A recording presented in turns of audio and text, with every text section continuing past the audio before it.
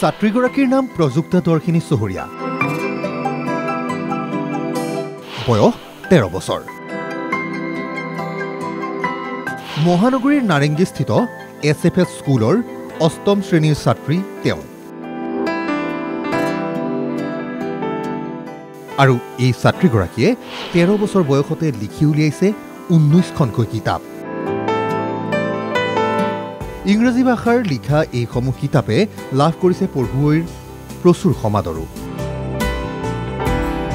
উল্লেখ্য যে মাথো 4 বছৰ বয়সতে প্ৰযুক্তাই লিখিছিল তেওঁৰ প্ৰথমখন কবিতা পুথি এ টডলাৰ্ছ ৱৰ্ল্ড, যাৰ বাবে কনিষ্ঠতম লেখিকা হিচাপে প্ৰযুক্তাই নিজৰ নাম অন্তৰ্ভুক্ত কৰিছে আছাম বুক অৱ ৰেকৰ্ডছ আৰু ইণ্ডিয়া বুক অৱ ৰেকৰ্ডছত।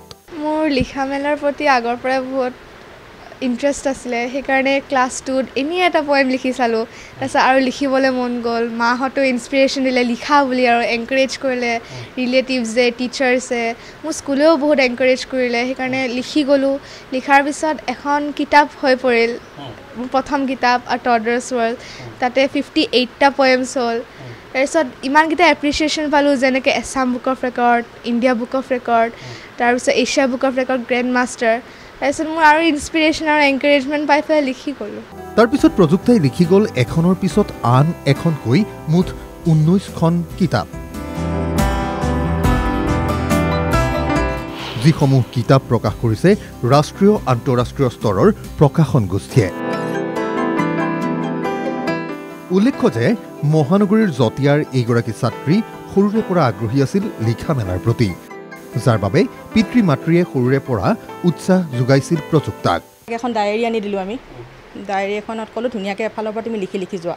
তাৰপিছত লিখি গ'ল এনেকৈ এটা দুটা এনেকৈ লিখি গৈ 58টা হ'ল পয়েম। তাৰপিছত তাই ক'লে মা কিতাপ এখন উলিয়াব নোৱাৰোঁ নেকি? তেতিয়া আমাৰ মানে ব্ৰেইনত মানে সোমালে যে কিতাপ এখন উলিয়াব পাৰি, গোটেইখিনি কিতাপ মিলাই পয়েম মিলাই। তাৰপিছত আমি ডক্টৰ অমৰজ্যোতি চৌধুৰী ছাৰৰ ওচৰলৈ গ'লোঁ, যে ছাৰ এনেকৈ ছোৱালীজনীয়ে লিখিলে, এতিয়া কিতাপ হয়নে নহয়গৈ আমি ইমান আইডিয়া নাই আমাৰো, কি কৰোঁ? তেতিয়া ছাৰে ক'লে ইমান ধুনীয়া পয়েম লিখিছে, আপোনালোকে উলিয়াই দিয়ক, ময়ে ইনগ্ৰেট কৰিম, এনেকৈ ক'লে।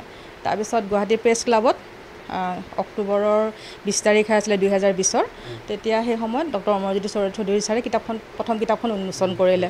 ইতিমধ্যে সকলোৰে মাজত এগৰাকী কনিষ্ঠ লেখিকা হিচাপে পৰিচিতি লাভ কৰা প্ৰযুক্তাক আনকি উৎসাহ যোগাইছে প্ৰাক্তন মুখ্যমন্ত্ৰী তথা কেন্দ্ৰীয় মন্ত্ৰী সৰ্বানন্দ সোণোৱাল, মুখ্যমন্ত্ৰী ডক্টৰ হিমন্ত বিশ্ব শৰ্মাৰ লগতে প্ৰধানমন্ত্ৰীৰ কাৰ্যালয়েও।